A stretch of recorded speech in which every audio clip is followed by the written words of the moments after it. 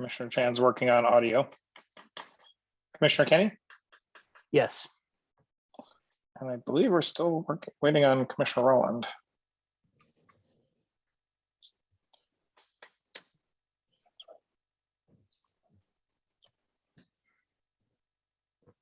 I'll give him another minute.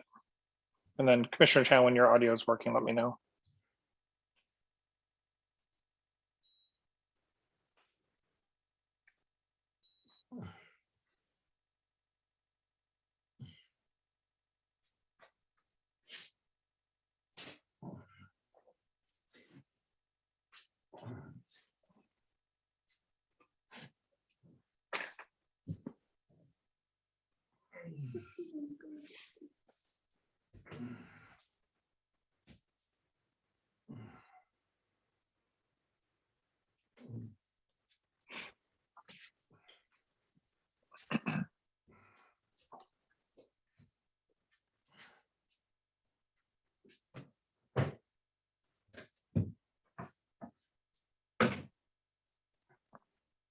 Anybody heard from Commissioner Rowland? I just texted in, Okay. but I have not heard back. It looks like Commissioner Chan is still having audio issues.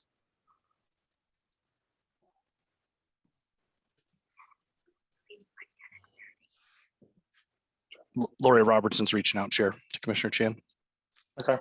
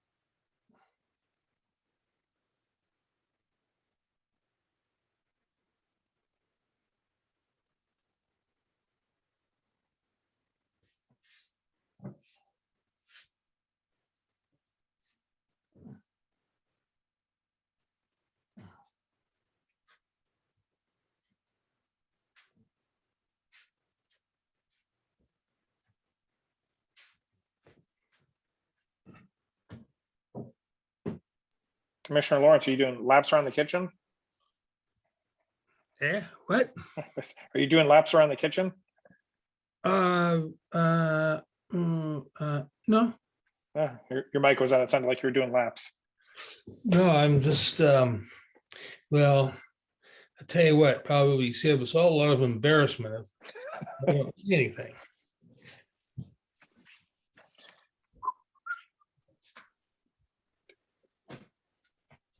But I am ready to vote. All right. We're still missing a commissioner, and Commissioner Chan's audio is still having trouble. So Yeah, we'll get- Chair, Commissioner Chan is going to switch and try a different computer and see if that'll work for him. okay.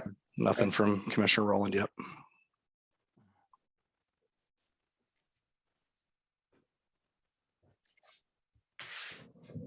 Has anybody reached out to Commissioner Rowland tonight? No, I haven't Yes, talked. Oh, there he is.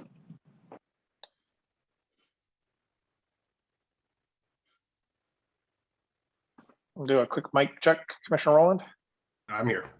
Great. We're just waiting on Commissioner Chan's having audio issues, so we're trying to get him squared away before we start. Sounds good.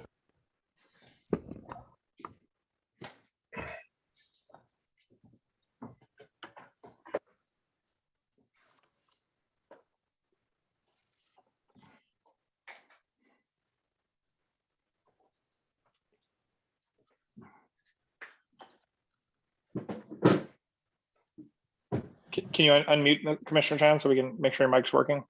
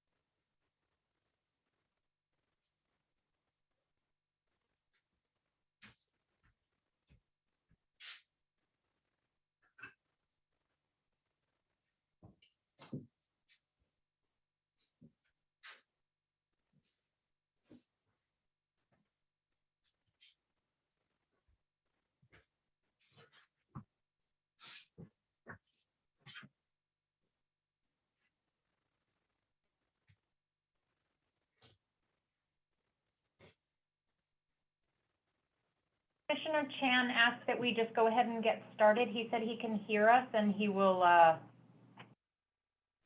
input anything that he needs to later when he gets set up. Okay, thank you. We'll go ahead and call to order the South County Fire Board of Commissioners meeting for March 15th, 2022. It's 7:06. Move to our Pledge of Allegiance for those at HQ. If you could stand for pledge. I pledge allegiance to the flag of the United States of America and to the republic for which it stands, one nation, under God, indivisible, with liberty and justice for all. Move on to approval of the agenda. If there's a motion to approve. Commissioner Daniels, do you have a second on the motion? Commissioner Rowland, any discussion on the motion?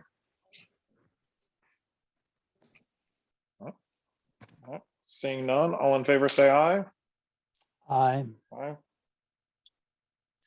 And Commissioner Chan, if you're able to hear and put yourself on video,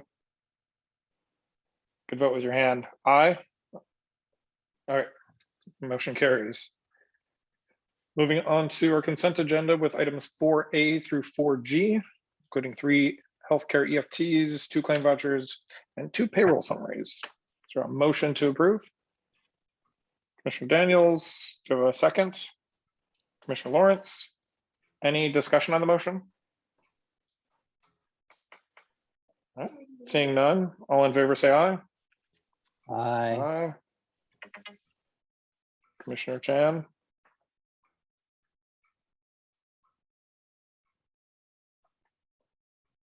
Aye. All right, motion carries. Moving on to approval of the meeting minutes for our February 1st and February 8th, 2022 meetings. A motion to approve. Commissioner Lawrence, the second on the motion. Commissioner Rowland. Any discussion on the motion? All right, seeing none, all in favor say aye. Aye. Motion carries. Moving on to public comment. Do we have anybody on the call wishing to make a public comment? If so, please use the raise your hand function. You'll be recognized and elevated to be able to speak.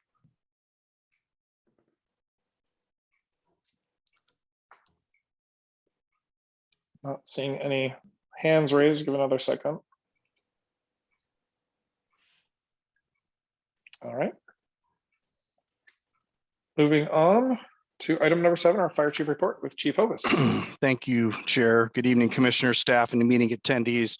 I'll have a brief update on COVID-19 statistics for our state, county, and the RFA. State remains at about 1.4 million COVID cases as of March 13th. Our state has lost 12,000 residents to COVID, and there have still been about 58,000 COVID-related hospitalizations. If we narrow down into Snohomish County, the health department reports over 148,000 cases as of March 14th. We've had an increase of 1,585 cases since our meeting. Of those cases, we've had nearly 5,800 that have required hospitalization. 1,086 residents of our county have lost their lives to the pandemic as of March 13th. Some more encouraging news, only 28 patients are currently hospitalized, and only one of those 28 is on a ventilator to breathe in Snohomish County. This is our first meeting as Mike Vermeulen has moved on from South County Fire, so Lori Robertson is with us tonight, and will now be screen sharing the county's 2-week rolling period graphic showing our COVID case counts back to January of 2021. More good news, case counts are currently reported at 106 cases per 100,000 people. Thanks, Lori. Back to South County Fire employee related data. It's really the same as last week, Commissioners. We currently have no employees off work due to COVID isolation or quarantine precautions. Our total incidence of employees off work or on quarantine or isolation since the start of the pandemic totals 532. We have had 161 employees at some point test positive for COVID-19, with 49 of those positives identified as potentially work-related, and we remain at 93% uniformed employees fully vaxxed. Lori will now be screen sharing our first watch graphic. This shows our 1-week period since our last meeting through 4 p.m. today. Our call volume has stayed consistently at or just below or just above what we had over our week previously. So we're pretty consistent. And Commissioner's reminder, that big dip is when Snow 911 did their dispatch update. So the data is a little bit light on that first day. But thank you, Lori. But we're able to really look at those numbers, and we had 547 calls for service in a week. I compared that to the same week in 2021, and that was 467 calls. So we increased by 80 incidents from that fire chief report to the commission, or we were approximately 14% busier this week in 2022 than we were in 2021. We've now transported 998 confirmed COVID-19 patients since the very first one identified in United States back in January of 2020. And we've only had 4 new reports of transports that we've done to Providence, Everett, or Swedish Edmonds that have come up COVID positive in the month of March. Commissioners, I want to transition to a specific update for South County Fire, and I think he might be in the meeting attendees gallery. We are having a firefighter paramedic with our organization, Paul Easter, moving on into retirement at the end of this month. Paul started as a volunteer firefighter with Fire District 11 in 1988 and was hired full-time in 1991. Paul became a paramedic with Fire District 1 in 2002 through his successful completion of the University of Washington Harborview paramedic training program. In the upper right-hand corner, that graphic shows that Paul Easter was one of the 4 first South County Fire 24-hour medical services officers. The lower right corner picture is a photo of Paul in 2018. He was working at the Edmonds Maplewood Fire Station 16, and the gentleman in the photo came by the station to thank the crew and specifically Paul for the outstanding care all provided when he suffered a medical emergency. So on behalf of South County Fire, I want to thank firefighter paramedic Paul Easter for his nearly 31 years of service to South County Fire and the communities we serve, and we wish him a great retirement. And on a personal note, we look forward to watching his son, Chris, continue the Easter family's public service through his firefighter, EMT, and firefighting, now full-time as of last year with Camano Island Fire and Rescue. So a last update for you commissioners: on Monday, very early in the morning, we were dispatched to a residential fire in the 17200 block of 3rd Avenue Southeast. That is the Martha Lake area. Fully engulfed house fire when our firefighters arrived.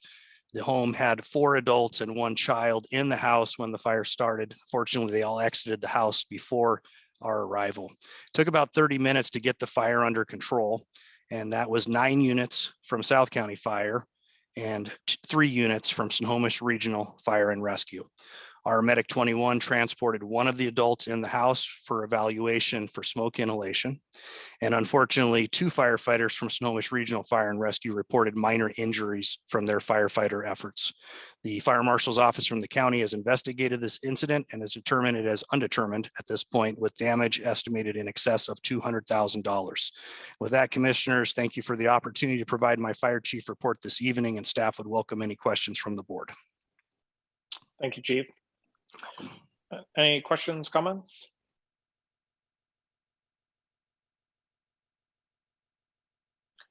So I guess one for me is we're seeing that, China doing their lockdown, and the UK is talking about increasing cases after they've dropped all the restrictions. What are we doing?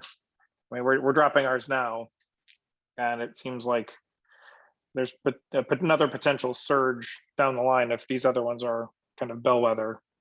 Anything from staff perspective that's kind of being looked at? I'll turn this over to Chief Maxwell to give the answer. Chair of Commission. Chief. Yeah, good question, Commissioner Urban. So one thing we're doing is obviously we're closely watching the guideline changes from the CDC, DOH, LNI, and we're changing in accordance with that.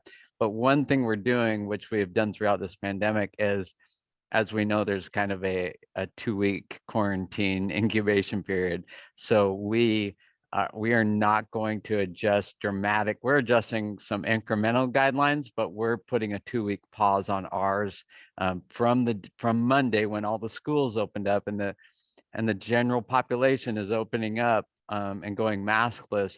We're doing a 2-week pause to see what incubates during that period, so we don't have to jerk back into something.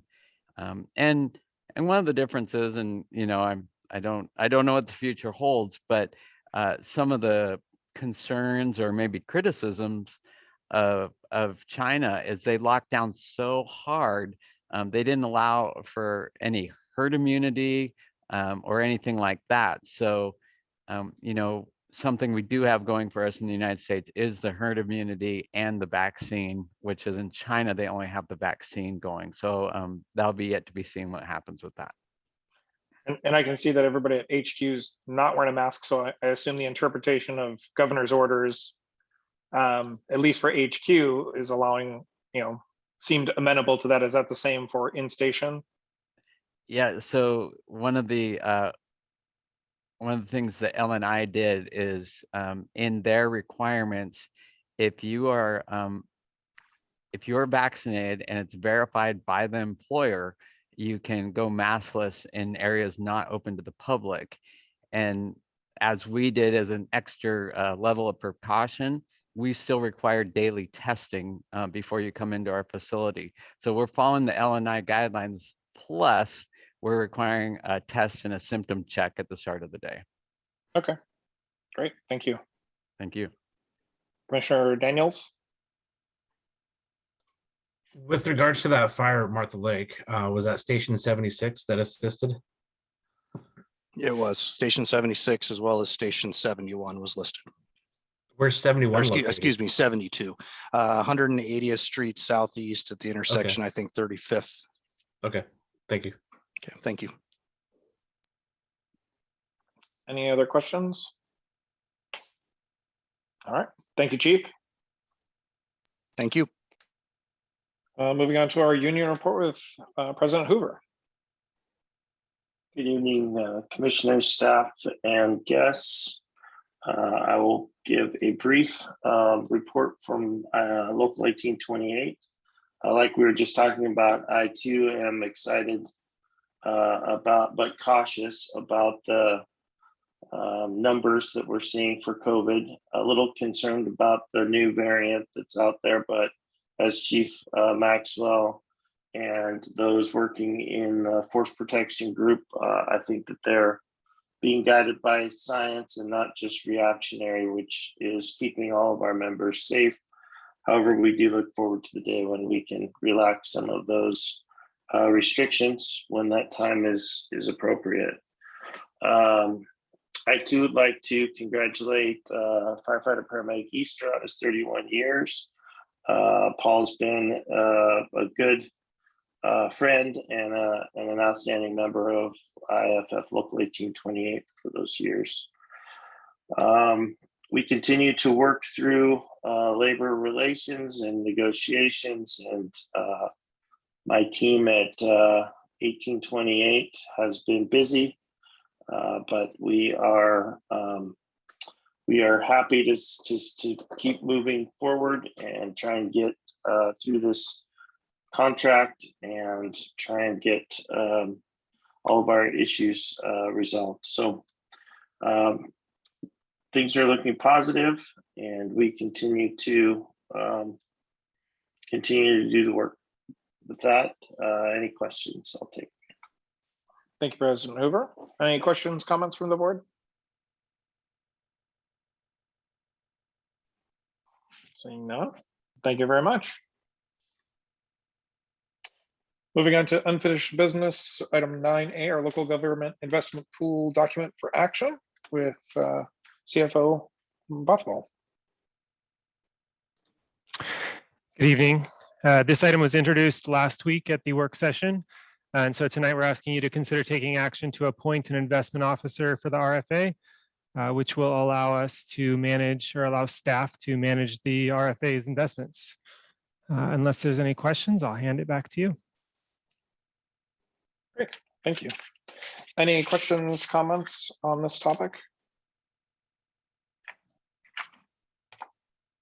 All right, Commissioner Teoflack. So Chris, part of the aspects of the proposal is to make title specific as opposed to name specific. And is it where, can you show me where that is in the proposal? Yes. I believe it's section 3, the delegation of investment officers. I think that's the section that was adjusted. I believe it's bookmarked in the PDF. Got it. Page Okay, 60. cool. Yeah. Yep, I see it. And then it's in the pool authorization form, and then it just kind of title associated with current name. Right. Okay. So this is kind of like the board doesn't necessarily have to take action to have the form filled out, whereas just staff can fill out the form, knowing if there's a new CFO, for instance. That's correct. Okay. Any other questions, comments, or motions to approve?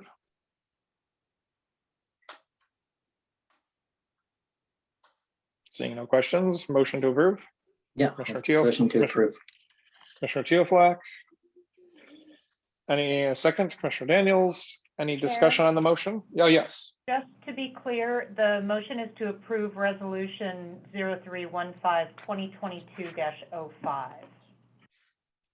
Correct. Is that your intention, Commissioner Teoflack? Yeah, I'll just repeat it.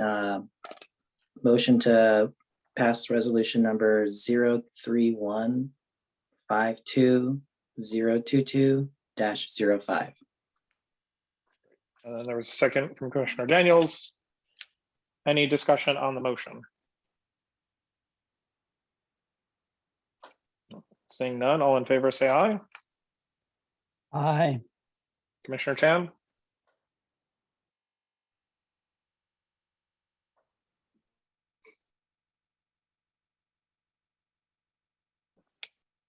Commissioner Chan, are you able to vote on this, or do we?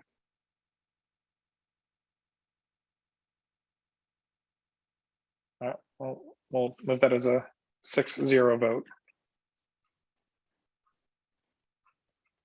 Moving on to item number 9B, our levy rate discussion with DC Eastman and CFO Buffalo. Thank you, Chair, Commissioners. This will be really brief. Commissioner Chan at the last board meeting asked for kind of an update of what it looks like, what our levy rates look like, hypothetically, if cities annex in and we kept expenses the same, right? And I'm happy to say that based on the updated analysis, based on the actual 2022 AV, the numbers are almost identical to what Kathleen presented to the board on October 12th. And so I have a quick PowerPoint, and I'll go through it relatively quickly, and then I'll give a quick synopsis at the end, if that's okay. Next slide.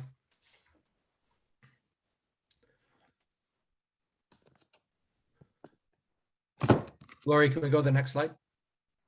Thank you.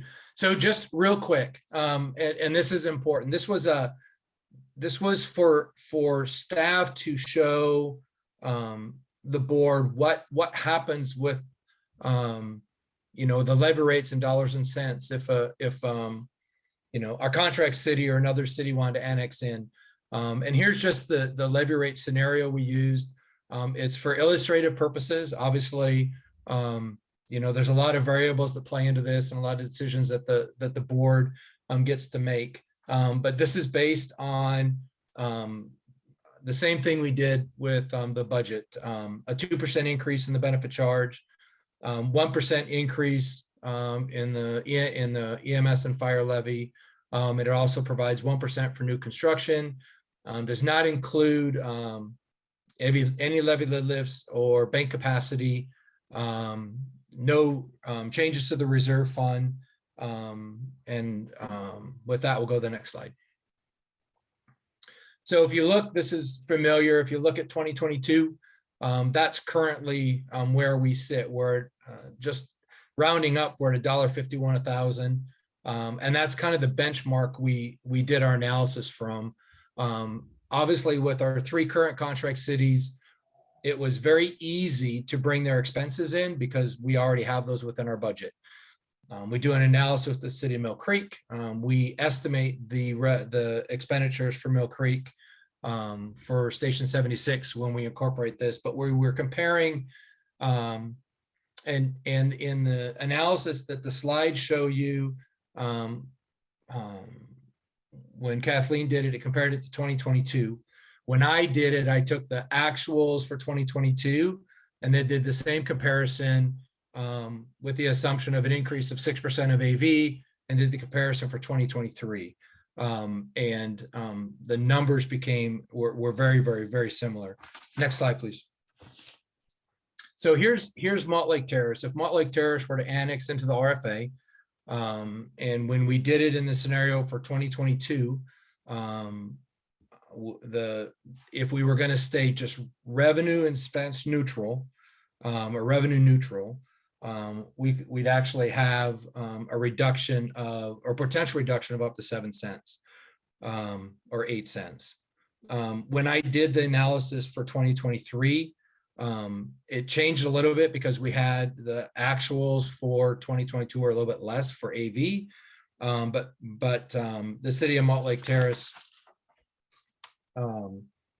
coming into the RFA showed a revenue neutral where the levy would be 7 cents, just over 7 cents cheaper. So 7.4 cents cheaper or less than what would be if in 2023 with RFA standalone. Next slide, please.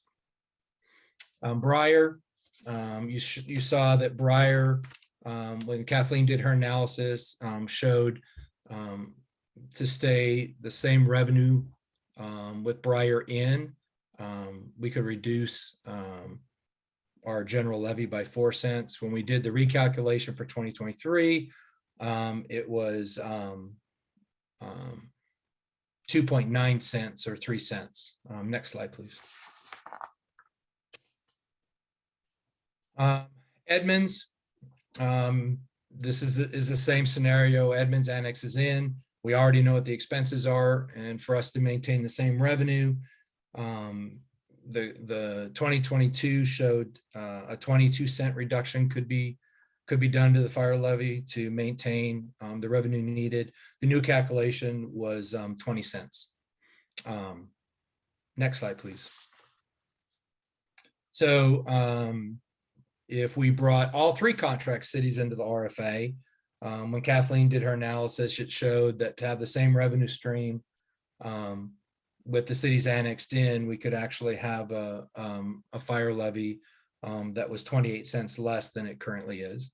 When we did it and looked at it for 2023 with the updated, their actual AVs, it was 25.5 cents was the reduction to maintain save revenue. Next slide.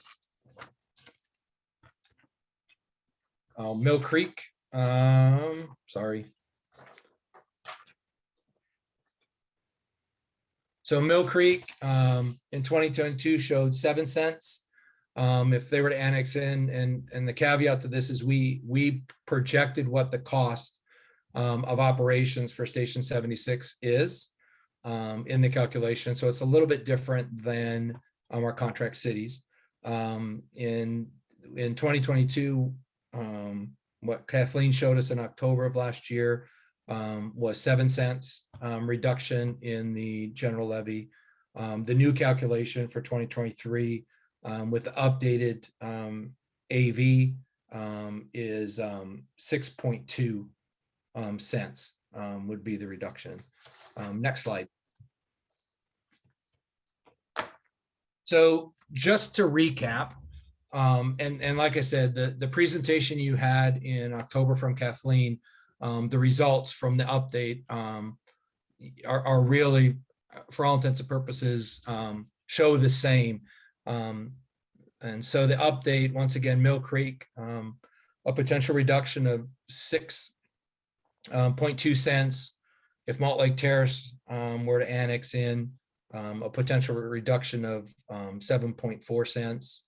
Edmonds, 20 cents. Briar, 3 cents. And so what we're showing is that with the AV of our current contract cities and the cost that we currently have set up, one of the benefits of our contract cities actually annexing to the RFA is it gives us revenue capacity and to maintain current operations based on the scenario that we showed you in this analysis, that the RFA as a whole, with them annexed in, could reduce from our current levy rate in the fire levy. And we set it to the fire levy. We could attribute it to the EMS levy.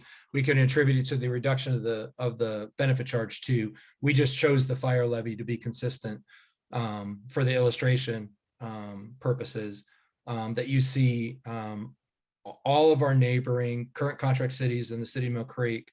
The result is the same, is that to keep everything status quo and the revenue needed to maintain status quo, with those annexing in, it affords the opportunity for the RFA to reduce the fire levy and maintain the same revenue stream and provide the service we provide. So that's kind of a long-winded way of saying things were very similar to the way they were in October of 21. And I think with that, I'll stop and take any questions that the board has. And you can stop sharing, Lori. Thank you.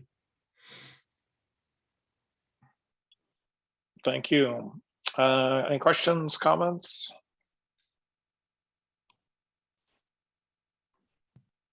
Commissioner Teoflock? So Chief Eastman, for me as a taxpayer in the RFA, if Mill Creek joins or the other contract cities join, that means that using the assumptions in there, I'd be paying less taxes as far as the RFA bill.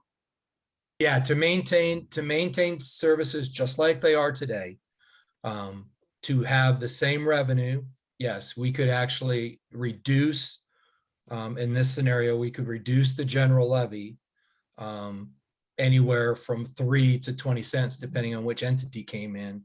The current residents RFA would see a reduction in their task burden to fund the fire service. Yeah, cool. Yeah, and that's a pretty big percentage if everyone joined. So yeah, one of the pros of annexing additional cities is it lowers the taxes for everyone. And of course, the board can increase taxes, which we probably have to do over time to keep pace with inflation, but at least there's more local room where we don't have to raise them to the full limit if we don't want to. Well, and I think that's the other positive with this is when you bring in the additional contract cities and the AV that they bring, obviously our dollars per cent go up, and so it's you need to raise it less to capture the money needed to do the work. And in some of the other scenario I did, even if the RFA chose, let's say we needed to just stand alone, we needed to raise X amount of dollars to do something. The scenario will still hold true. Us standing alone, we're going to pay, dollar X. And when one of the cities annex in, we would see the same results at that point in time initially. And the thing to remember, the thing that I remember with this is, and maybe this is because of the work I did through the recession, the reality is that reduction of 4 pennies is a reduction forever, right?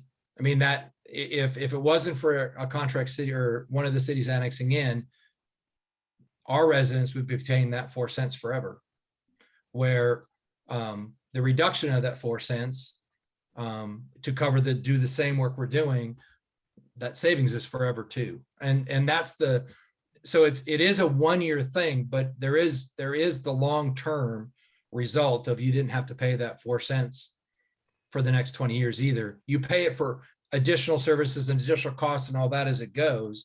But you you save that for the duration. So. Excellent. Thank you. Commissioner Chan? Can you guys hear me good? Great. Yeah, well, Chief Eastman, yes, I gone through the recession too. I remember all that. Now, I think it's not in your, but in mine, the way that, remember, I start with the back of the envelope spreadsheets. They actually give me a total revenue depending on the order of the city. I think at that time I did not put Mill Creek in there. So do you in your schedule have like in the order of Mill Creek, and then was it up to Briar and Monarch Terrace and go on and on? So when I did it with the city of Mill Creek and the contract cities, it's 27.6 cents. Is the total. Now realize that's the estimate, and it may be a little bit more, a little bit less. Right. And how AV goes up and all that changes over time. But you're seeing with the contract cities and Mill Creek, in the calculation I did, it was 27.6 cents. I don't believe when we did your presentation in October, Kathleen and I actually did one with the contract cities and the city of Mill Creek. But I did it, and that's the number I came up. Yeah, I did the same thing on my own spreadsheet. Your format a little bit different than mine, but what I want to emphasize there is number one is that we do have AV going out, right? So that need to be get into calculation if you're forecasting it. In a sense, I have to say that our taxpayer actually pay us more money even without changing the rate because the AV gone up. So I would caution the board, not necessary. Well, because cost of whatever, we need more money, we need to raise the rate. No, we don't. If we really look at that itself, we have to explain to the taxpayer why really, I guess I'm the person who really do not try not to raise the rate at all. Progression. Of course, another thing with caution now, I don't know how many of you guys keep track of I invest in stock market. The last few weeks hasn't been good. And that's a prediction now. They talk about because of the war, because of the rate and everything. That's a projection. The recession may be coming. So we also need to look at that in forecasting to see where we go. So, but I'm happy to demonstrate to the public, to all board members, yes, if we get annexation, is really good for everyone, and that the data itself have shown in here. So I want to thank the staff and especially Chief Eastman and I have worked on that quite a bit, and I'm glad that you did that. So, all right, I guess I'm going to get off eventually I want to come with you with my schedule, my format a little bit. I want to work with you to see the data I generate myself is accurate or not. Thank you. Any other questions, Commissioner Rowland? Aaron, I guess my question is, with Mill Creek coming in, I don't remember what that rate was that we could drop, but if the rates remain the same, what would be the increase for just Mill Creek coming in? Do we know that per year? Well, I did not do the calculation of what the what a penny brings in with Mill Creek's AV added. I believe our penny is between $371,000 and $390,000, and maybe Chris knows that right off the top of his head. The last I looked, it was I want to say 371. So if you take 6 cents or 7 cents and times it by 371, that's less than you would actually get, because that's not including Mill Creek's AV. So it sounds like ballpark around 2 million.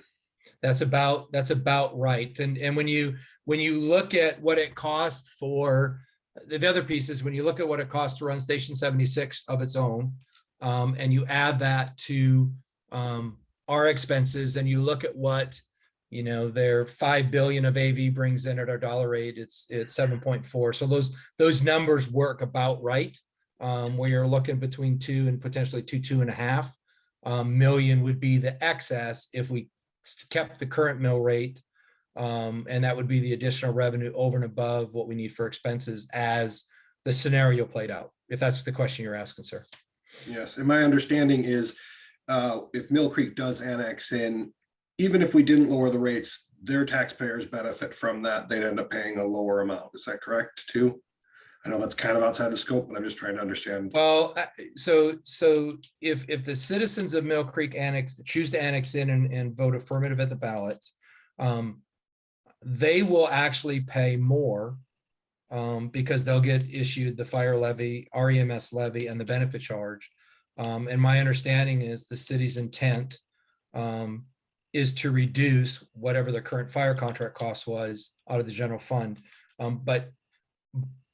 But the city of Mill Creek residents are going to pay more because of the service agreement they had with Snohomish Regional was significantly less than levy parity.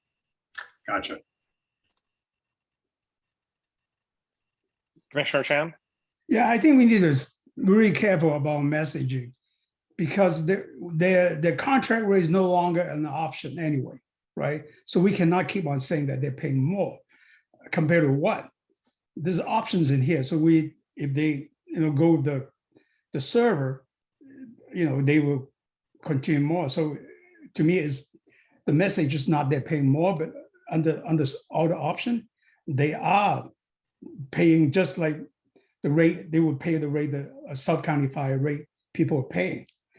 But the good thing about them is that immediately they were able to share our reserve fund, their equity, send it, boom, they are owner of the association. Just like you get a Microsoft stock, we don't have to pay a dime, but you join in and you serve that thing in the Microsoft in there. Because I know that the argument keep on saying compare the contract rate, that's history. That's no longer an option. That's how I want to.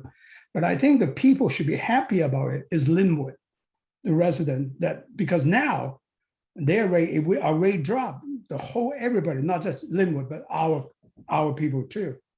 Our citizen is going to get the rate.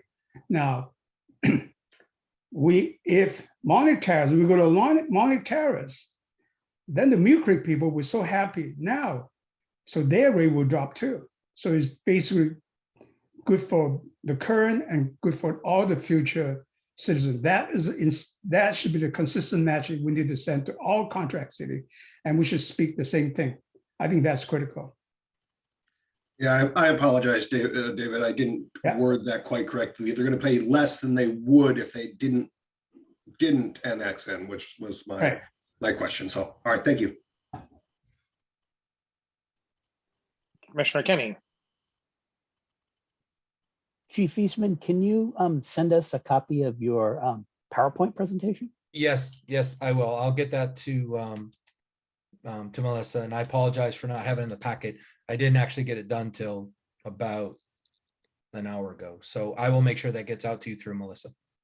Great, thank you.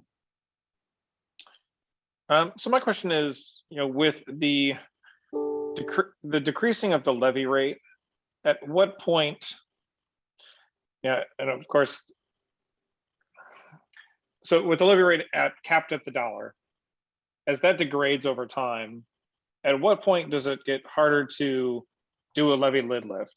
Is there a percentage down from that dollar that if you drop into the 60 cents range and then you have to go and do a levy lid lift, when you do the lid lift, do you go for the full dollar? Can you go and say, we just want to drop it back up to 75? Like, is there a mental point where people need to, we have to be careful of? So staff, and this is, I think we talked about this at the beginning of the budget process last year in 2021. I think staff and historically, and is we try not to let the mill rates erode more than 20% before we either have it on the ballot to do a lid lift or consider doing a lid lift, because your ask is, you end up asking for a lot to restore the levy. And so when we were just, had no benefit charge and was just the fire levy and EMS levy, we strive not to have an erosion of greater than 20% before we, or at least that was the target, before we went back and asked for a lid lift, because that seemed to be a place where you didn't get a lot of questions about, oh, now you're like the EMS levy, if you drop past 40, get close to 25, now when you go to do a lid lift, you're doubling what the EMS levy is.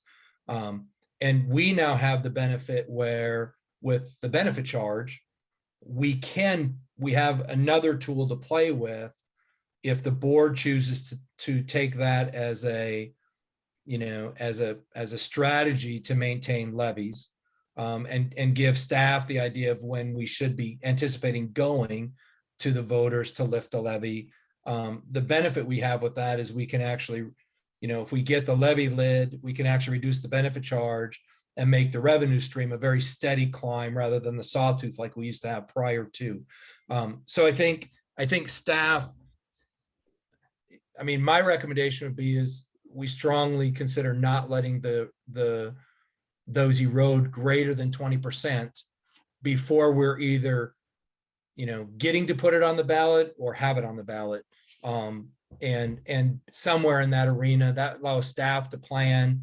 It gives the board, some things to look at. And obviously the decision always falls back to the board of when they want to go. But that's been the general guiding that staff has used over the years, and I've used, I think, almost since I've been here. And that's not to say we haven't had a lid lift that's gone greater than that. But that's kind of where we've tried to stay. And I think the game changer with that is now the benefit charges. We have the ability, the board has the ability to be very, very creative, and fine tune the revenue stream with the tools you now have to be able to do that. So what's our mill rate before Mill Creek, like just current? I think we're at 93 cents. Okay.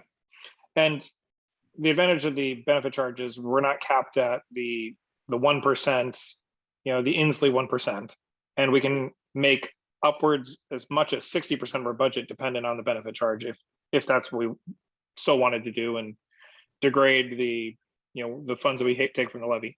When was the last time the levy was lifted? What year? Chief, we did the EMS levy, which would have been maxed in 18. And then Correct. the fire levy was at $1 when the creation of the RFA. So the fire levy was $1 in 18, and then went to, was it 19? We went to 50 cents for EMS. Yeah, correct. So yeah, we were at $1.50 when the RFA was formed, and then with the benefit charge coming in, that put the fire levy at $1. Okay. So the bank capacity that we have, is that from the fire levy or from the EMS, or is it a combination of the two? Fire levy. It's the reduction of the 28 cents, or the dollars equivalent to the $1.08 when we implemented the benefit charge. Okay. So essentially we've got, was it 5 or 6 million in bank capacity?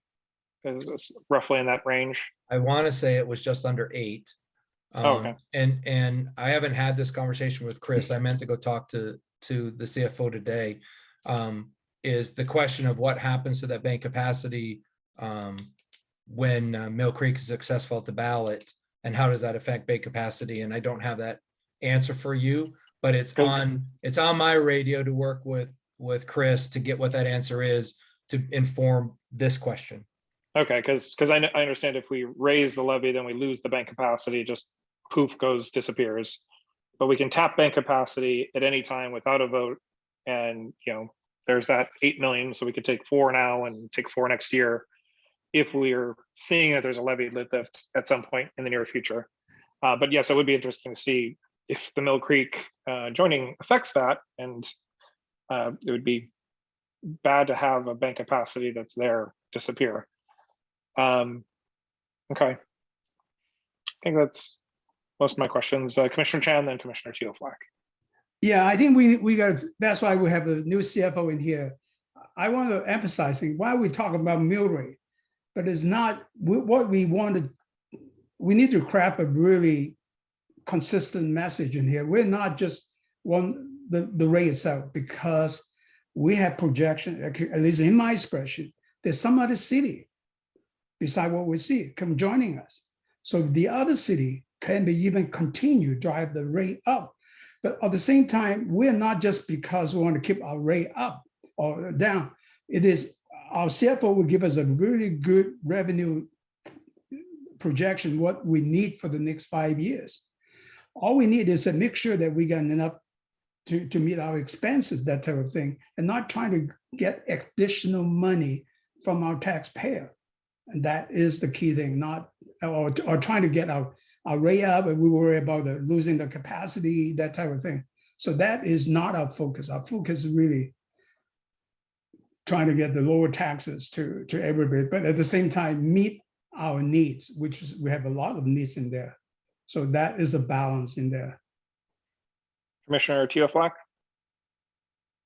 Yeah, I like Chief Eastman's example where he uses his opinion of tax rates is to have them go up gradually each year, as opposed to a sawtooth where maybe they don't go up for a couple years, but then that third year they go up a lot, and so you really feel that sticker shock. I think that inflation is better than deflation, and part of running a organization, no matter what it is, unless you have some sort of technology that can reduce costs, an organization's costs are going to rise over time, like people need raises.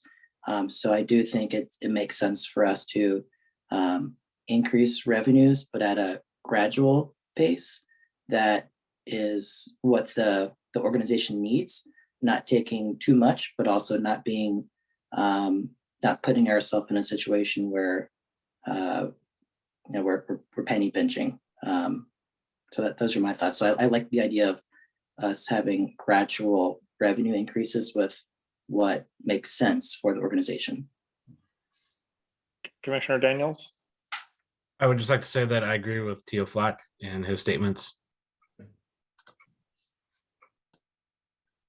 And my thing, so my position is, yes, it is better to a gradual. We all see what the real estate market's doing in this area. We all see what the salaries, the cost of living, the population for Snohomish County is targeted to be at 1.1 million in what is it, 2040, 2045. So in another 20-ish years, we're looking at another Everett, Edmonds, Linwood in population.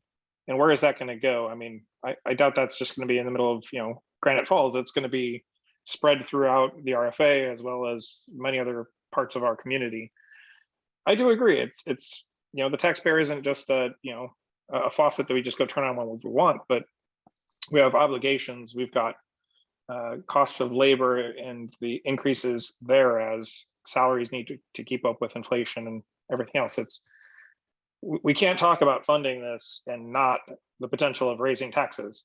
There's a point where you can only pinch so hard, and then you start going backwards in service. And our goal of trying to get to a call in 6 to 7 minutes is now 20, and spread too thin to be practical and to do the mission which we're the fire department's here to do is help save lives and be there in the time of need. So we have lots of tools. I don't think anybody is here saying let's jack everybody's taxes up and gold plate the engines. It's a big complex problem, as you can see by all those graphs. Thank you, DC Eastman, and probably even more complicated than that. So thanks for the hard work and doing that, and we look forward to our CFO delving into that even further to help us really get a good handle on where we're moving. Commissioner Chan? Yeah, there's a lot of discussion here, different opinion, probably we might talk the same thing. Let me suggest I can even make a motion that the staff draft up a statement where it is, and we can discuss some really clear so that different people talk about different things, and then we agree on that, we stick to that kind of statement. Chief, I think you probably in the staff can do something, right? Summarizing what we said in here and have a real clear statement so we can go to every single city, we're saying the same thing, not different ways and different things. Yeah, we could work on that. I know Mayor Kamenik and Mayor Frizzell, and Mayor Nelson, and City Manager Hugel, and I think they've been impressed with our levy rate going from $2 when this RFA was formed down to $1.51. So that's Right. been great, and they appreciate that messaging. And I know when I spoke with Mayor Marine, that was one of his questions: is where's your levy rate at? I remember Fire District 1 is at $2 a thousand. Yeah. He was Yeah. impressed with that. So yeah, it's good message. We can work on that definitely. Yeah, so do I need a motion? You're gonna work on it, and then we can come back and make sure that the message is clear? We'd be happy to Okay. bring back the discussions that we've been talking about with the contract cities and other interested parties, and present that to commission and look for additional input without a Yeah, motion. just simple. Your discretion, simple, Chair, yeah. Commission. Simple, one page, clear. That is a message. We talk to everyone so that we don't have inconsistent discussions in here. That's great. Thank you. You're welcome. Thank you. Any other questions, comments on this topic? All right. Thank you, staff. Moving on to item number 9C, our Verdant Health Commission grant in support of the Community Resource Paramedic Program for Action with Maxwell and Hovis. Thank you, Chair Urban. Lori, if you could screen share, include in your packet. There are one broad question and three specific questions that were identified in the last commissioner meeting that I tried to bring back and illustrate in this infographic. I'll start at the top, and to the best of my memory, I will call out the commissioner that asked for it. Commissioner Chan asked for outcome data in general. And Commissioner Chan, this is based off of the raw Excel spreadsheet that we submit to Verdant every year as our performance metrics. And I sent that to the board members last year. So you do have that raw data, and I could produce it again. It is an Excel spreadsheet, but it is understandable. And it was the same one that our PhD researcher initially based our performance outcomes on. Moving over to the infographic, the CRPM Falls outcomes. So this is for the year 2020. And the reason we're doing the year 2020 is because we measure outcomes. We measure their use on the system 6 months prior intervention and then 6 months after. Also based on our PhD researchers' assistance in structuring the outcome metrics. So CRP, you see 376, those are our complex cases that the CRPs deal with. Falls, these are only falls referred to in from the crews. Remembering it is not uncommon for us to go on 5 to 7 falls calls every shift, every 24-hour period. Also very important to remember, a fall is a sentinel event. When an elderly person falls, that is a big red light that there is a high possibility of increased morbidity and mortality in the next 30 days. And so the total there, so our total in 2020 were 592 specific referrals. And then moving down to gender, female versus male, this is predictable because we know that females have a longer life expectancy. So we do see more elderly females because they live longer. Moving over to your right, where the average age, you can see that validated there with the change. The interesting part here is that some research would make this local data interesting. The surprise is that it's such an older age group. We might think we'd see younger with our overdoses, mental health, homeless people. But what we are seeing in society is actually a rise in some drug abuse from our elderly population. And I don't know if it's abuse or trying to cope.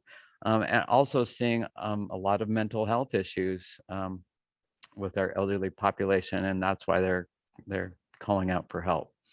Going down to time of incidence, Commissioner Rowland, this was your request. If you look on the left side of the graph, you see day and night. We have 69% occur referral. So this is when the crews hit the referral button. So within our electronic medical reporting system, there is a button that automatically hits referral and it gets timestamped. 69% of the stamps occur when our community paramedics are not on duty. If you add in the daytime hours of the weekend, that number goes to 77%. Going to the zip code breakdown. And this is part of our burden, one of the things burden requests. I think importantly, this is inside, outside burden. This isn't necessarily contract city versus RFA. This is, if you look at the right and the orange, those are the citizens served that have been served for years with burden grant dollars that they allowed as a variance to serve in the county areas of the RFA outside the burden area. If you could scroll up, please. So these, Commissioner Lawrence has been asking for this for a while. And then Commissioner Daniels also asked, and Commissioner Chan. So in the upper left-hand corner, so our GEMT, we base a response and a transport. The cost of the RFA is about $4,738 as of the latest estimate on our reimbursements. If we're looking at our pre and post, I said we look at 6 months pre-intervention to 6 months post-intervention. And in the box to the right there, to the side of 911, 615. So we reduced 615 responses to patients, or 42.3% post-intervention. And if you apply what GMT gives to the district, I guess, for those transports, it would equate to nearly $3 million. So reducing those responses is nearly $3 million. If you go to the next box right below that, to ED utilization, now that's actual transport or a visit to the hospital, and that's a 34.4% reduction. Now, to be ultra transparent, I also estimated in the loss of transport revenue. Our average transport revenue is $349. These patients arguably are going to be Medicare, Medicaid, which may only get a transport reimbursement of we're going to say $120, $150. So the cost savings at the bottom of your page of over $2 million is with the potential lost transport revenue subtracted out of that savings. If you could scroll up, please, Lori. So finally, and we've talked about this before, we have our increased availability to all units for faster responses to our time critical, intervention critical situations. The reduced response times, obviously. And then the potential lives saved. Now, there's some interesting research out of Australia that goes back to our elderly. They actually see actual more lives saved, like cardiac arrest lives saved, because you connect these people back in the community. And so you have less cardiac arrests.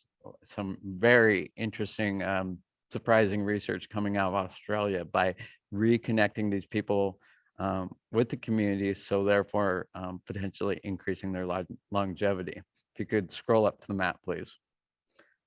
This is just a map and reference, and I included that so you could match those up with the earlier zip code breakdown. Scroll up, please, Laura. And Commissioner Kenny, this was the information you requested and the map we sent you. I think during the meeting, I think Chief Eastman sent this to you. And what we added to this was a breakdown of, and this was over 2 years, and that's just because to get this in the packet, we only have about 48-hour turnaround to get these into the packet before Friday morning. And here's a breakdown where you can see patients served in the contract cities versus the RFA, which includes the city of Linwood. I think that is the last page. So we can stop screen sharing there. And Commissioner Chan, you sent us 5 questions. I'm prepared to answer those if you'd like me to continue, or if there's any questions at this point.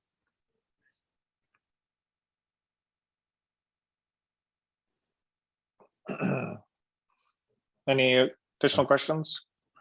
Commissioner Rowland? That $2.1 million a year is the savings that we're having with the program as currently structured, correct? Correct. Yeah, that right. With the patients we've served in the year 2020, that is our estimate. Yeah. Gotcha. And then the total cost of the CRP program per year? Do you have that We're- handy? Yeah, right now it's just over 700,000.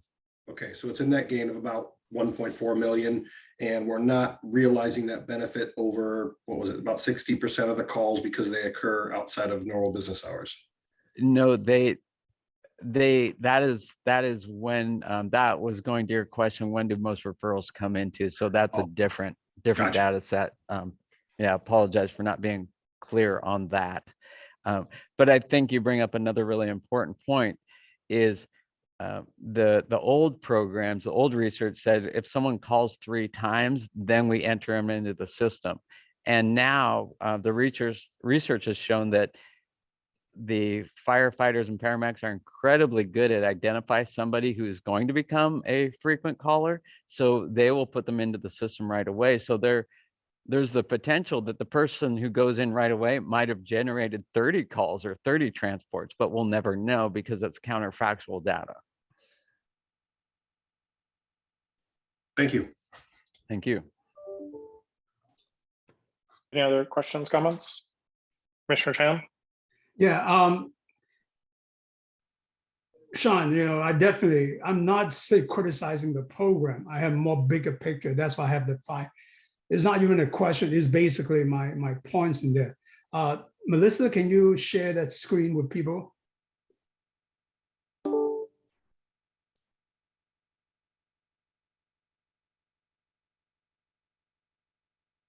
Give me just 1 second, please. All right. Sorry. I understand, Sean, you have some comments on each point. Yeah, I'd like to hear that.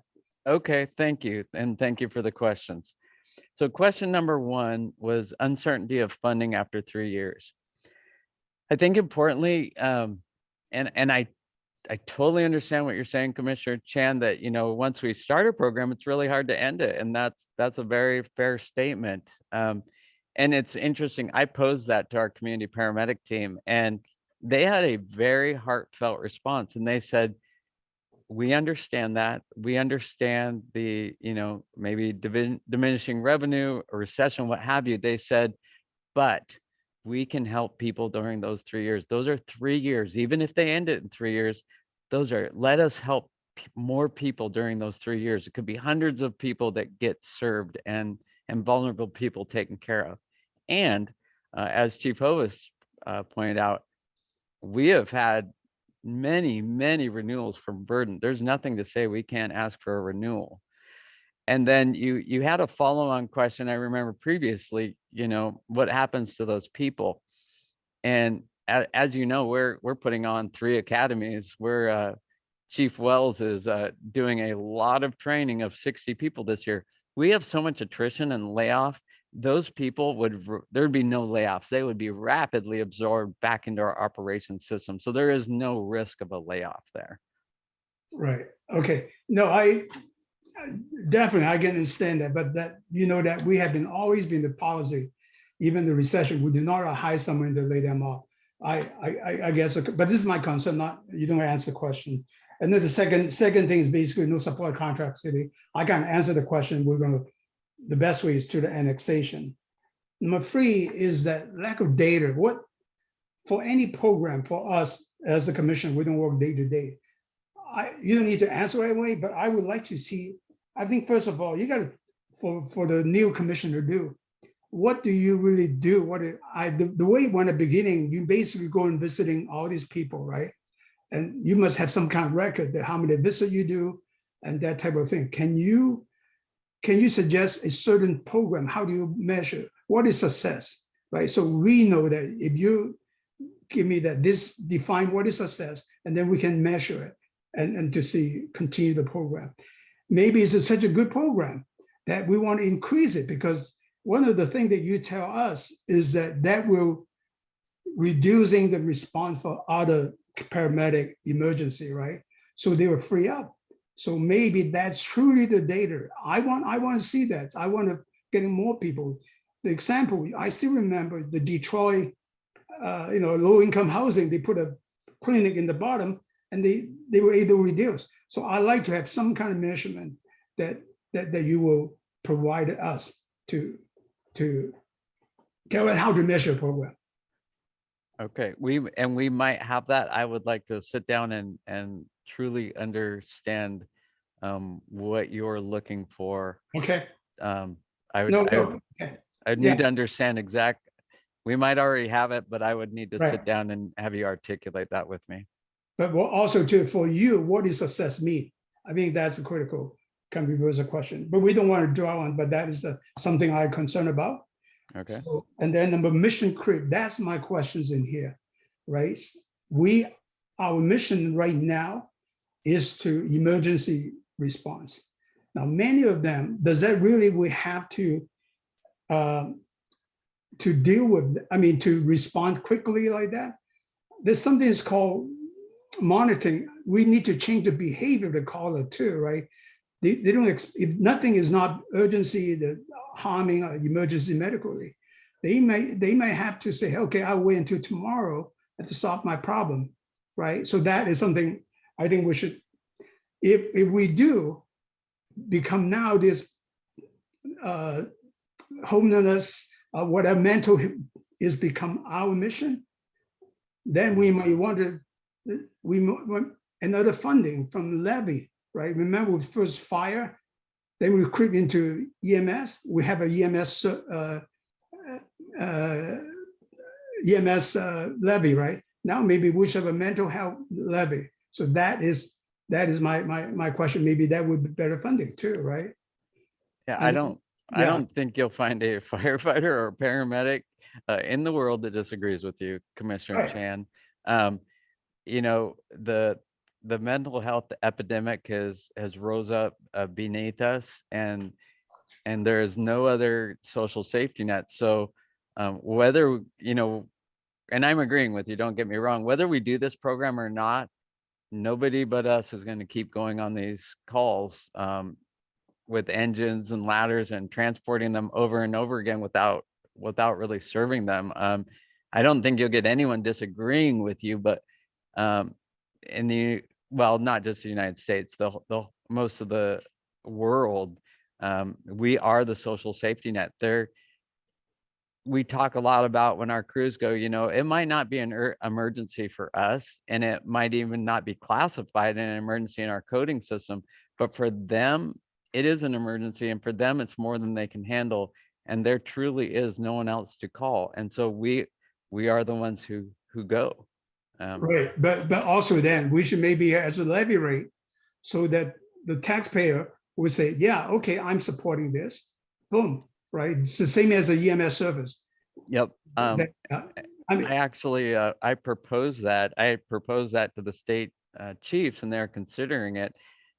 If you have a community medic program, maybe you can add a cent or two to help fund these programs, because fire departments all over the state are trying desperately to stand up these programs to try and keep up with the call volume, with the mental health, the opiate, and everybody is struggling to get these programs stand them up, because they just can't keep sending their engines and ladders.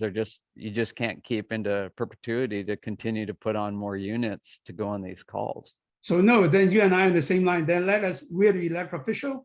We'll push on that way, right? To get 1 cent, 2 cents, whatever we need. Let's work on that. Perfect. To get your funding rather than go. And then number 5 is we alone cannot do it. We need other government. I understand there's some money from the county. They got some money from the federal government, right? For the build infrastructure, whatever the part of that, homeless and all that stuff. I think we should go to the county and asking for help, because we are an incorporated area. We're serving them. And so I think I'd like to see, we were able to stop the firework. It took 10 years, but we able to do it. And I would like to take on it myself, to go to the county And you're so good in presentation. I think you and I can have a good team to go there and get more money from the county. I think that's what I want to do on the Yeah. record. That's why I tend to be, I guess I'm conditionally vote yes if we work on this issues that we need to solve. Yeah, I'm for finding money wherever we can find it. And we have, I think it's important to remember, we have found money here and there. We received federal money and bought all 4 hybrid vehicles for this program. So we have been finding money, throughout the years, but I'm all for finding more money. Right. I think one thing I heard from last meeting is that, well, this has become our mission now. But before we do that, we got to know we have a deficit seeing down freeway. We cannot just commit it without looking at the big picture. Thank you. It's a good job. I totally agree. Well, thank you. Well, I Good. appreciate you and the rest of the board members for adopt. It takes courage. Government moves so slow, and to change their mindset or update the mental model. So I am thankful for all of you. And I know the community medics, and probably if they could be here, the people they serve, the stories of the people we help are incredible, and they're all over the board. It's not just the elderly. We help homeless, high schoolers. We help abused moms with no food for their kids. We connect them with the resources. We don't pay for that, but we connect them, and the stories are incredible, and they're routine and they're regular. And so, I think this is proactive, efficient government.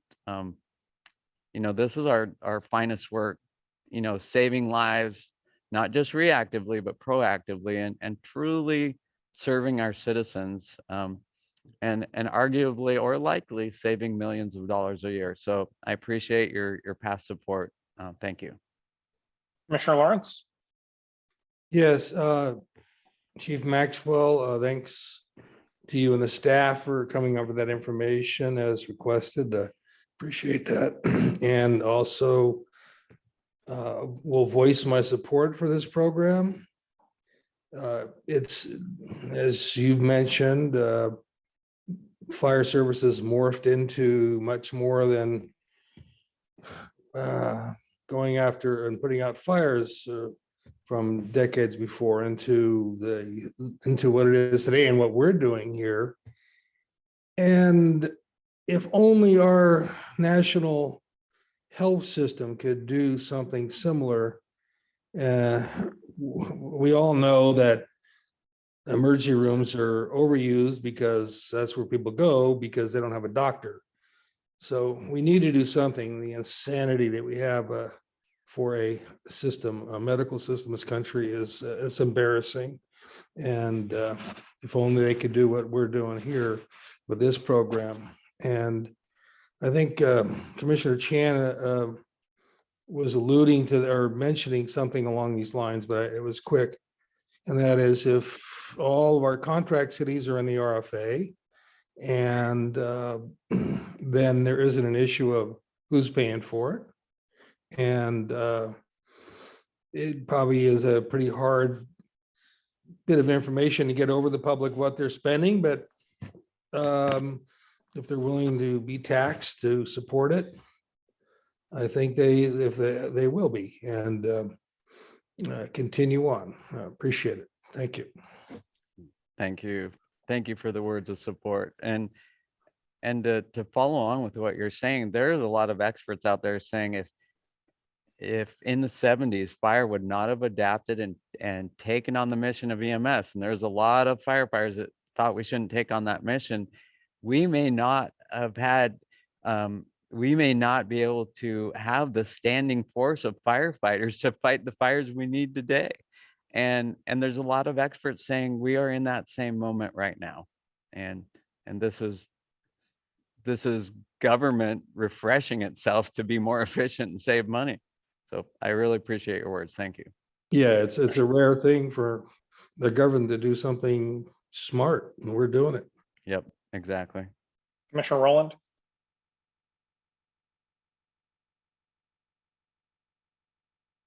So my understanding is we spend this money and we end up saving more money than what we spent, correct? Yeah, I mean, based on what I showed you. So if those numbers are, valid, and there's no reason to think they're not, I think we should stop talking about the taxpayers paying for this program. The program pays for itself and saves taxpayers money. At the end of the day, that's what the numbers are bearing out here. So the taxpayers aren't paying for this program. We're spending their money in one way to save a lot of their money in another area. So I think that given what I've seen and heard, this seems like a great success and something that we should continue to keep an eye on as we expand it, to make sure that there's always a curve to anything that we do. That once we get past that curve where we're spending more, we're not actually getting back, the returns are starting to wane, then it's something to look at. But other than that, I think that, by and large, I want to congratulate, I'm new here, but you guys have been working on this for quite some time, and it looks like a wonderful success. Well, thank you. And I mean, we have to give credit to the UK, Australia, Canada. They were doing this 10 years before the United States and coordinating their healthcare 10 years before the United States. So it's grabbing good ideas from the rest of the world and implementing them here. It's funny. I was invited to speak to a group on Thursday last week called the Edmonds Welcomers. I've been around since the '70s. Retirees who do outreach to shut-ins, help with keeping track of people that have gotten injured, just being like a little mini social safety net. And I presented, they're like, oh, you can leave. And I stuck around for their meeting, and they were reading the minutes from their last meeting. And in there they said, oh, and Agnes or whoever it was really enjoyed that fire department program. And they came and they like helped her through her house with some stuff. And I kind of, at the end of their minutes, I'd ask, if that was the CRP program, and it sounded like it was. They helped check for any kind of trip hazards and other things that she couldn't take care of herself. And it was just like really nice to see that, being mentioned and seeing that it is in action. And that group is probably a group that probably needs to know more about the program as they're connecting with some of these individuals who are mobility challenged and don't have these families or safety nets that can kind of touch on their lives. So thanks for that. And thanks for making the presentation very pretty. That was one of the better PowerPoint graphic ones I've seen in a while. Well, I must say, Jenny Cooper, Sean, it was a team effort. Let me tell you that. It was a team effort. Very, very good. Commissioner Daniels. I'd like to make a motion that we accept the Vernon Health Commission grant in support of the Community Resource Paramedic Program. All right, motion, Commissioner Daniels. Do we have a second on the motion?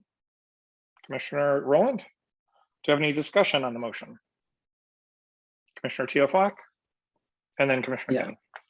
Yeah, I will be voting in favor of this motion. I'm a big supporter of the CRP program, and I'm happy to see that hopefully we can expand it. Thank you. Commissioner Kenny? I did have one question, or actually a comment and a question for Chief Maxwell. I guess the question first, and I'm not sure if it's really for him or for Chief Eastman or Chief Hovis. At the last paragraph the last sentence out of the two paragraphs in the agenda bill for this issue at the last meeting, I forgot to ask about at our last meeting, and I wanted to ask about them today. They say, legal has drafted letters for each of our current contract cities, which will be updated with requested funding for each city's prorated cost of the program before being delivered to each city. And nobody talked about that at the last meeting. So I was hoping you could tell me what the status of that is. Is there any plan on that going forward, or is that kind of a dead letter after our last meeting? Commissioner Kenny and commissioners, I'll answer that question. So in anticipation of what the request was from the board, that we were going to pause or defer action on this, and the instruction to me to follow up with the contract cities about potential additional funding. I mentioned at our last discussion about this that I had conversations with Mayor Kamenik and Breyer, City Manager Hugel, as well as Mayor Nelson, and their 2022 budgets had already taken action just like we had. But we could use those letters in the future to make asks to our contract cities in the interim time. But I did have those conversations verbally since I went over those answers already.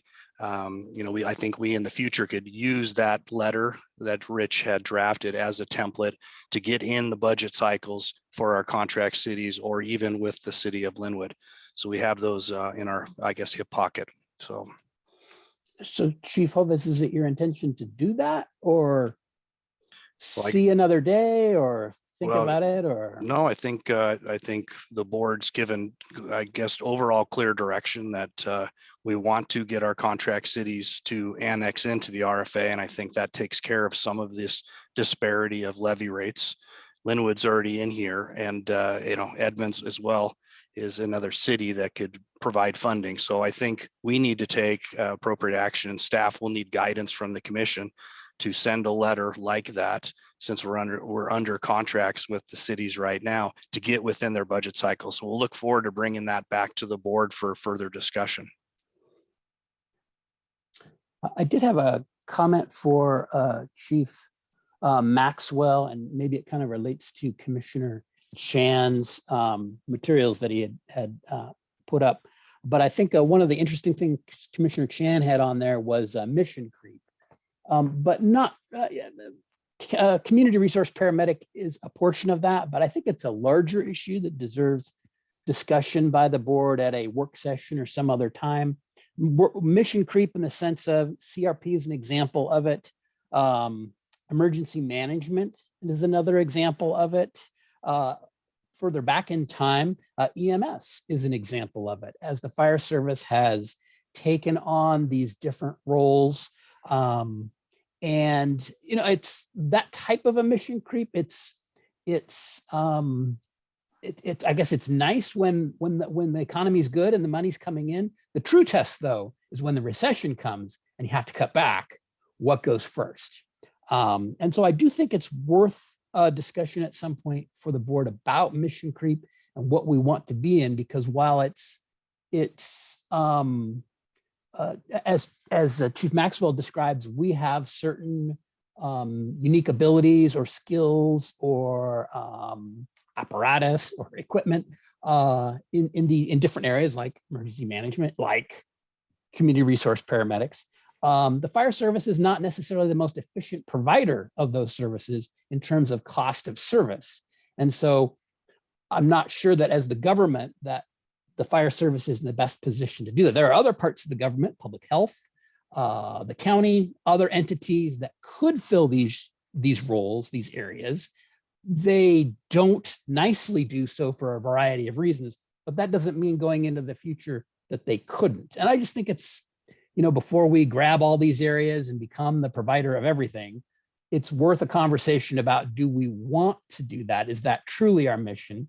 And if it is, it relates then to Commissioner Chan's comments about, well, let's find a funding source for it. So it is possible to find those funding sources. Snow 911, finding the resources for I want to say it's that 0.1% that the county got on the sales tax 4 years ago, maybe. So it is possible to generate those in different ways, those types of resources for things that are truly important, as a way to make sure that they are able to be maintained over time. Because like I said, the true test comes when the recession arrives. I'll just state my position on the motion. I'm voting against the motion, really because I see there's a twin issues here. One is the grant, which it's obviously it's free money. That's a good thing to expand a good program. That's great. But my concern is regarding the current program and the $709,000 that we're paying for it. I know Chief Maxwell described that he's willing to find money wherever it may be, and I've found some money from that 1/3 of the service entities or people that get the service, want the service, is in the contract cities. And so while they certainly enjoy the community resource paramedic program at $709,000, they should be paying $236,000, which is a third of that program. And to the extent that they don't, South County Fire taxpayers are picking up the tab for them. And that's not fair to the people in South County Fire. So, if this program is so good, and I do think it is good, we should be asking those cities to pay their share of that. That's only fair, and they should pay. They're cities, they have plenty of money, they can pay if they want to. They certainly like talking about how great the program is. But while I agree the program is good, the question is who pays? That's really not about what's the merit of the program, but who pays. And I don't know why we keep turning away from asking the cities to pay. Chief Hovis, I'm a little uncertain about your response there about asking the cities to pay. I got the impression from the last meeting that that wasn't going to happen. We were just going to go forward and pay for it. Now I'm understanding from you, maybe that'll change a little bit when we come to the latter half of the year in the budget cycle and asking the cities to pay. So I remain hopeful that we will, certainly consider that, because if the program is good, they should pay. And I would also, just caution the board that we're millions of dollars in the red for next year. And so while this is only $236,000, every thousands of dollars helps. Instead of subsidizing those cities, they can pay. And I also like to highlight this issue because it stands in stark relief in the sense that this is a separate program. It started after the contract cities, those contracts came into place. It was never accounted for in those contracts. It's an extra benefit we are providing to those cities. And now we're providing the full cost at $709,000 a year. So this is one issue that it's easy to track the money and how much we are subsidizing those cities. And I think we should take action based on that. But this is easy to look at and say, well, those are the numbers. It's a lot harder in other substantive areas that we have where there may be mission creep, we may be supporting or subsidizing those cities, but the numbers are not so easy to track down. So when we're faced with a coming multi-million-dollar red ink situation, I think that we should be trying to save where we can and getting those that are responsible to pay. And if not, let's pull back on those services, because none of these services are free, no matter how good they are. So, but I will acknowledge one thing that Chief Maxwell mentioned, which is, or maybe it's actually Chief Hovis, in terms of the contract cities. It is possible that we grow our way out of this problem in the sense that if all of those contract cities annex into South County Fire, then there will no longer be an issue because they will then be paying the full freight for the program. So, maybe this problem goes away over a three-year period of time with those annexations, but maybe not. And if not, what are we going to do about it? And that's really an issue for the board. So far, we've said we're not going to do anything about it, but I stand in opposition to that. So I'm going to vote no on this, and I'm certain we'll be revisiting this issue as we get to the budget cycle. Thank you. Thank you. Commissioner Chan. Yes, before I state my position, I want to kind of respond to Commissioner Kane a little bit. Yes, but I think one more you should add on your list. We should go to the county to get the money. I assume that you agree with me on that. And I'm also too, and can we get the presentation be automatically? Can we send the presentation to us? Chief Maxwell? The one I just presented? Yes, I would. It's in your packet. It's in the packet. Okay, I didn't see it. Okay, all right. But just in general, the presentation, our presentation not in that should be sent to us. I support on the conditional support as I listed before. So all the area we should really continue working on those. And I can answer to Commissioner Rowland the situation. Those are not hard data. Those were assumption. Okay. So what we need is really hard data, which Chief Maxwell have done it before. How many calls we reduce and all that stuff. So I will work with him to see how can we do a really good heart measurement. And number three is that I understand using Australia, England, and all this example, but those have a different health system, different everything. I really want to like to see how our current system, how does that affect us? I think that will, to me, bring it home more. So other than that, I would support I support the motion here. Thank you. Chief? Just before we got too far along, I appreciate Commissioner Kenny's comments, and I did want to say that, definitely we need to bring this back for further discussion because this program started in 2013. We've got 10 years of scope creep on this. We appreciate that this has been approved by the commissioners in the past. Since it's not in the contracts and it was started by Fire District 1 after those contracts, we definitely need to make an ask if we're going to do so to our contract cities within their budget preparations. We've got 2 years and 10 months left on the initial 20-year agreements with Briar and Mount Lake Terrace, and 7 years and 9 months with the city of Edmonds. And I'm thinking exactly what you said, Commissioner Kenny, if this can solve itself with these cities annexing in, but 7 years and 9 months is a long time from now. 2 years and 10 months is just right around the corner. So I just wanted to have a chance to respond. Appreciate your comments, sir. Thank you. Commissioner Lawrence, then Commissioner Rowland. Yes. Commissioner Kenny mentioned that maybe there's other parts of the government that could do what this program does. But so my question is really, maybe, but I don't know who's in position to do it better than fire and emergency, because our guys are going to these people's houses. We're the one they call. So who else would? I don't see any other agency being the ideal choice for this. But then that's a fair question from Commissioner Kenny on that. Could anybody do it better? Would the cost savings overall be as much if somebody else did it? And I can't see how they could do it. So I'm looking for some answers there. But also we go once again back to, and this is for Commissioner Rowland, because he was saying something, he was mentioning, well, look at the cost savings. That's true. But Commissioner Rowland, that's what Commissioner Kenny brought up, was that we're already subsidizing the city for other things. The contracts, they're very, they're not underperforming contracts. And then this is that on top. But one thing to mitigate that is the fact that most of the contract cities are inside that hospital district that pays the tax that Verdant gets, the Verdant Hospital District, whatever it's called. That's where the money's coming from, those taxpayers pretty much in those contract city areas. I think I asked that question once, where's the map, or,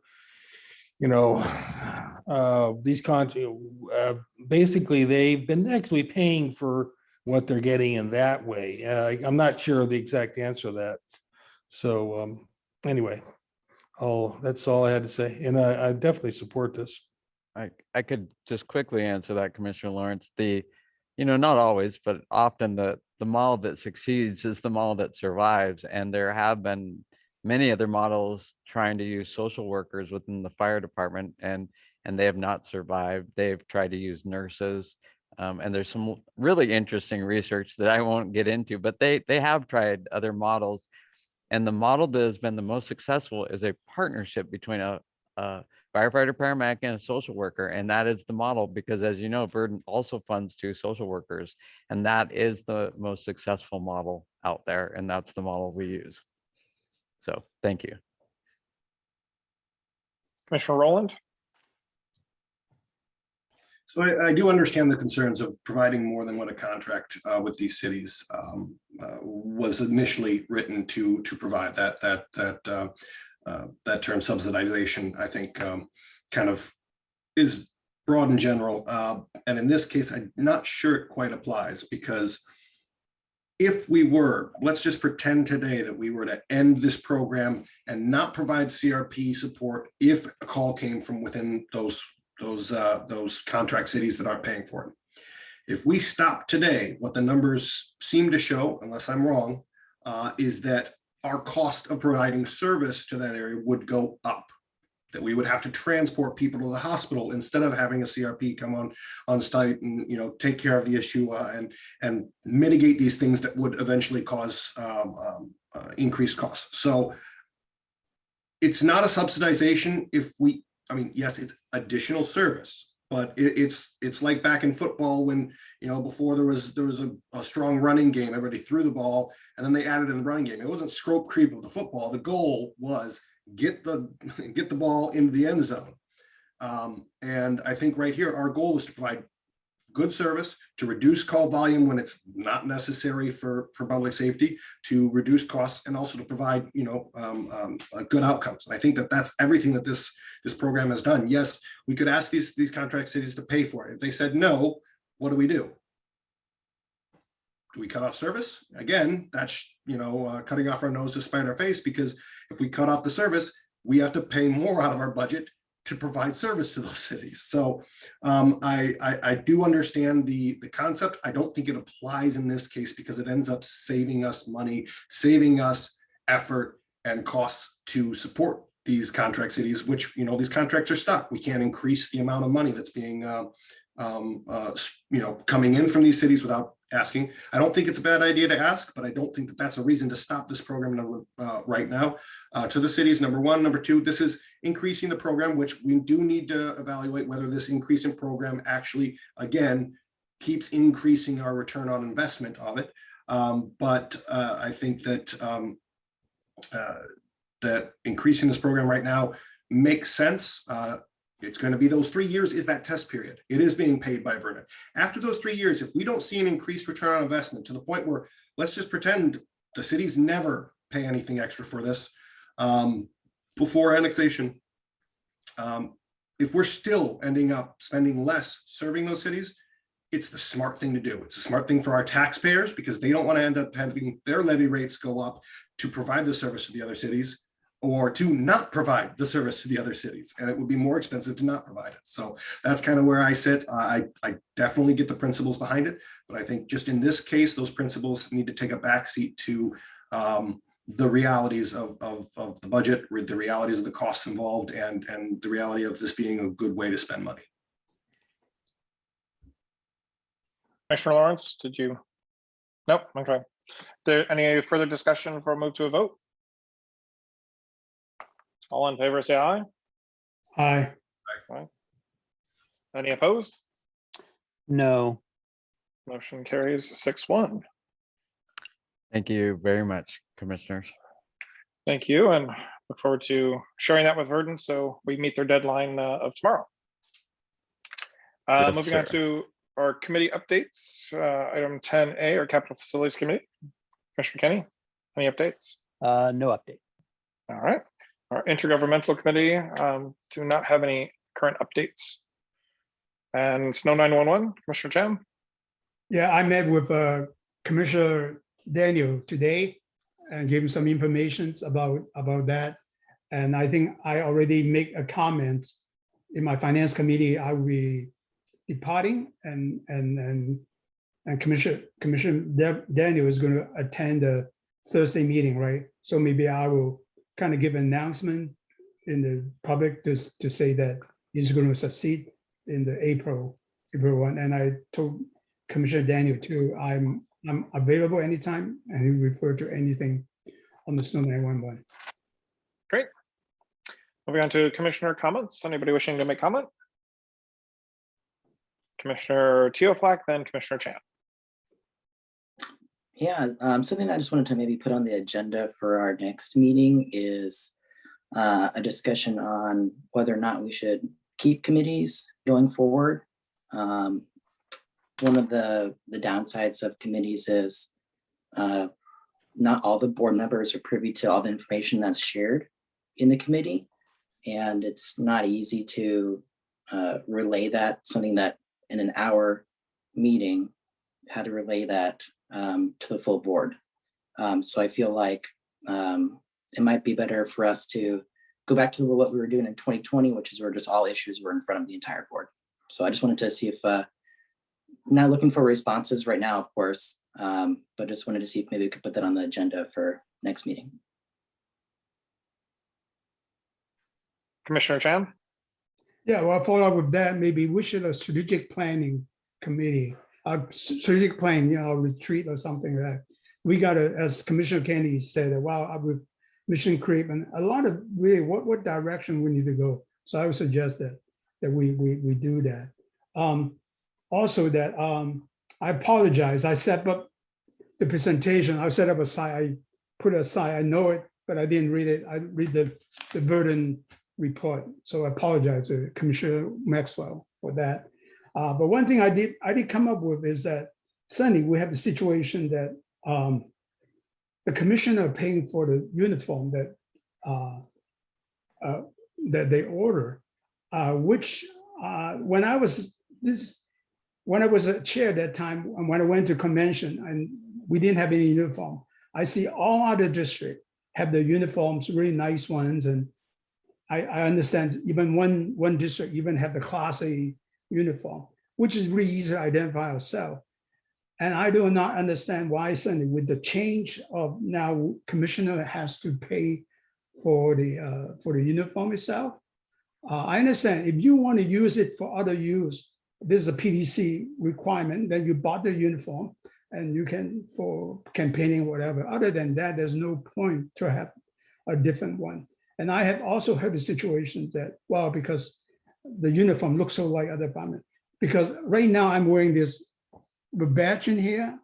If commissioner are truly part of the organization, and they should be wearing the uniform in there.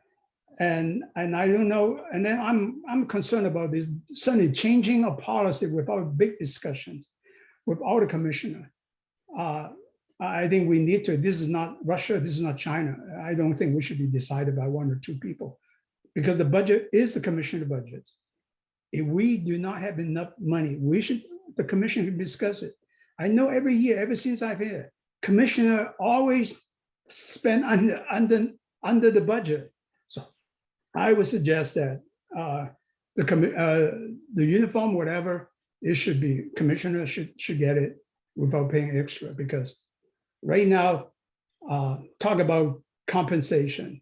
I think more than 20 years ago, we got $10,000 and now we got $12,000. That equate to $100 per year. That's way lower than 1%. So I think I just support that. If we want to get another discussion, I think the uniform commissioner should not pay for the uniform. Thank you. So Commissioner Chan, in 2020, this topic was brought up pretty early on when I joined the board. And in those discussions, there was the final, we kind of finalized to the point of the two commission shirts, the polo or the long sleeve collared shirts would be automatically provided to every commissioner as they came in. Anything above and beyond, I know there was talk of jackets and other branded RFA items. And at the point we stuck with the two commissioner shirts provided with the option of those additional items could be purchased by commissioners at their own cost. And I know that Commissioner Burnett was one of the ones that raised it. We discussed it as a board and we just decided to keep at the two commissioner shirts because there's so many other items in that.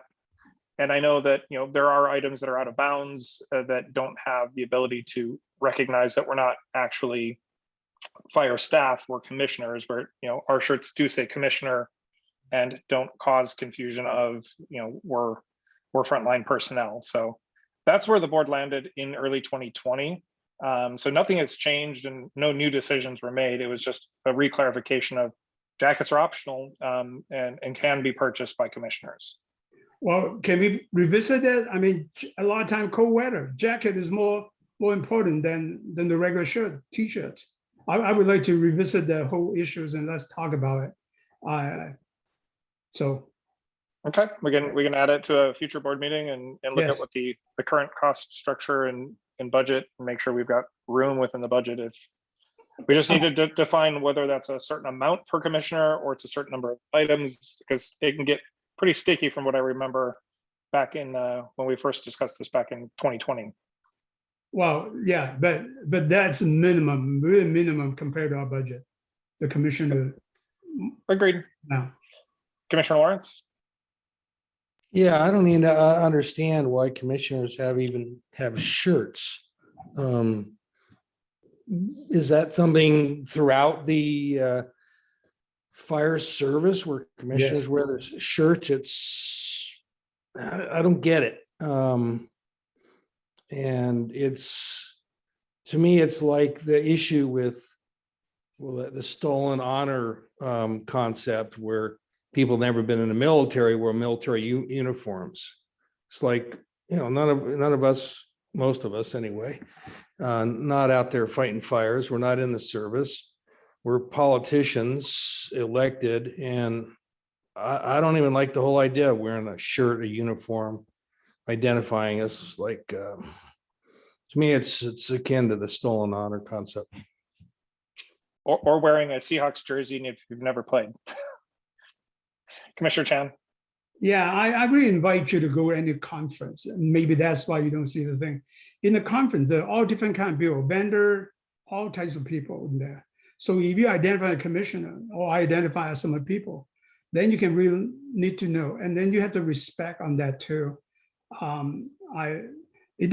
We spell it out, commission. I'm really proud to wear this. It's a personal option.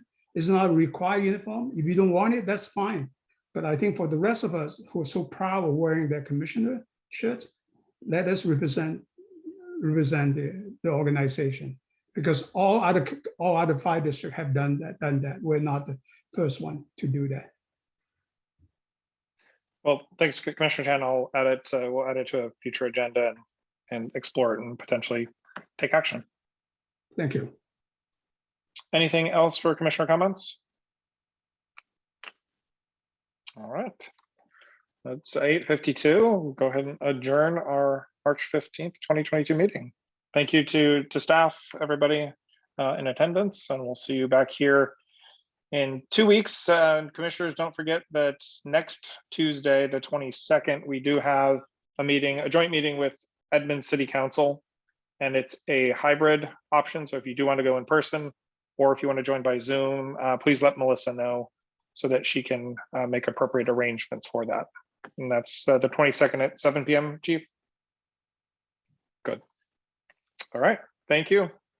Thank you, commissioners. Good night. Bye. Thank you.